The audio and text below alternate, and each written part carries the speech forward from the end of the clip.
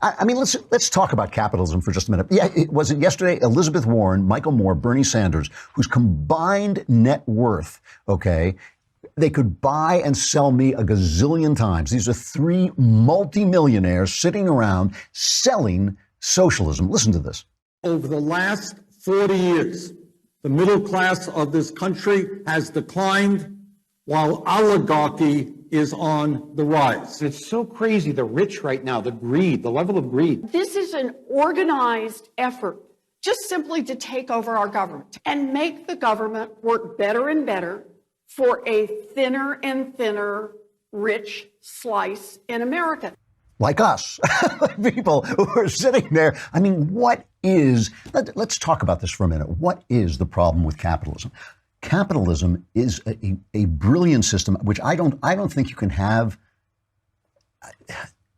capitalism without democracy or democracy without capitalism. People keep telling me, oh, China has got it. China is going to, oh, yes, China has invented capitalism with authoritarianism.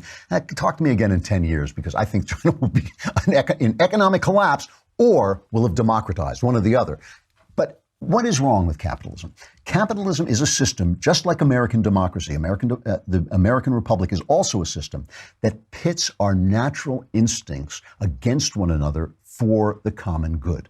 Okay, so I'm greedy, I want to make money, I want to do things for me. Under capitalism, under democracy, the best way for me to do that is to collaborate with you, right? So the best way for me to serve me is to invent an iPhone that you want to buy. And you give me the money for that iPhone because it's worth more to you than the money. You would rather have the iPhone than the money. And then I get the money. And that's the way capitalism works. What is the problem with that? The problem with it, and why do people who are so blessed to live in some kind of capitalist country, why are they constantly working to turn it into socialist countries when all around them socialist countries are collapsing? In Venezuela, where they're eating cats, not even dogs. I mean, dogs in Venezuela would be a delicacy. Cats, fat, right? You know, seriously, they're starving in this country that is just awash in oil and food and everything you need because of socialism. Why does it happen? It happens because freedom and capitalism do not supply meaning. This is why our founding fathers said repeatedly, you're going to have religion. If you want to live by this Constitution, all our founding fathers said this, you're going to have religion. It wasn't because religion constrains you morally. It wasn't because religion will tell you, don't do this, don't do that. It's because religion will supply you with meaning in a system that's not meant to supply you with meaning. It's meant to leave you free to find meaning. And what is happening in the West is that we have lost the idea of meaning. You know, I told you yesterday, I'm reading this book by Steven Pinker called Enlightenment Now. And Pinker is basically a materialist. When I say that, what I mean is he doesn't really believe that you're there. He thinks you're a machine that produces the kind of illusion that you're there. Also, this book, Sapiens, that I read by Yuval Harari, he also says this basically the same thing. You're not really there. You don't really have free will. That's just an illusion over time. At the beginning of Pinker's book, he's giving a speech selling these goods. And I really like Pinker and her. I like them both. They're really good writers, really interesting books. They're just wrong. You know, they just happen to be wrong about a very important thing. Somebody gets up and says to Pinker, why should I live? Why should I live if what you're saying is true? And I'm going to give you his answer as he says he has rewritten it for his book. He says, in the very act of asking that question, you are seeking reasons for your convictions, and so you are committed to reason as the means to discover and justify what is important to you. And there are so many reasons to live. As a sentient being, you have the potential to flourish. You can refine your faculty of reason itself by learning and debating. You can seek explanations of the natural world through science and insight into the human condition through the arts and humanities. You can make the most of your capacity for pleasure and satisfaction, which allowed your ancestors to thrive and thereby allowed you to exist. You can appreciate the beauty and richness of the natural and cultural world. As the heir to billions of years of life perpetuating itself, you can perpetuate life in turn. You have been endowed with a sense of sympathy, the ability to like, love, respect, help, and show kindness, and you can enjoy the gift of mutual benevolence with friends, family, and colleagues. And because reason tells you that none of this is particular to you, you have the responsibility to provide to others what you expect for yourself. You can foster the welfare of other sentient beings by enhancing life, health, knowledge, freedom, abundance, safety, beauty, and peace.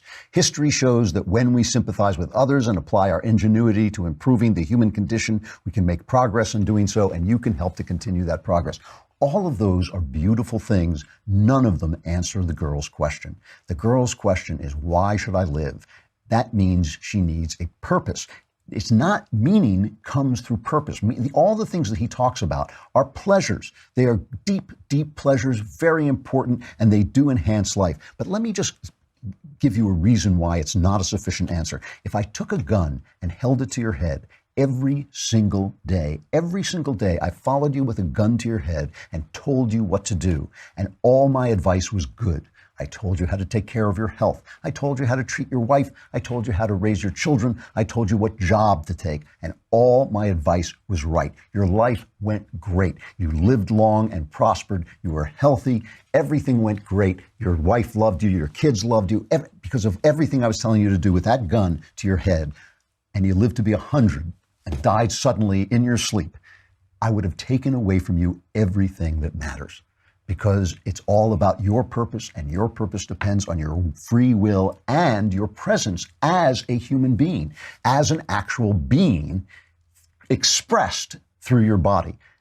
Pinker does not believe that is true. He makes fun of people who say, who belittle the great gifts of science, and I don't think they belittle them, but some people belittle the great, say, oh, well, it's just longer life, it's just more health, it's just more cleaner drinking water. Well, of course, those things are great blessings, but they are not the meaning of life. You are the meaning of life in your relationship to God, because it's only through God that any of this makes any sense at all. All the things that they don't believe in, provide the purpose.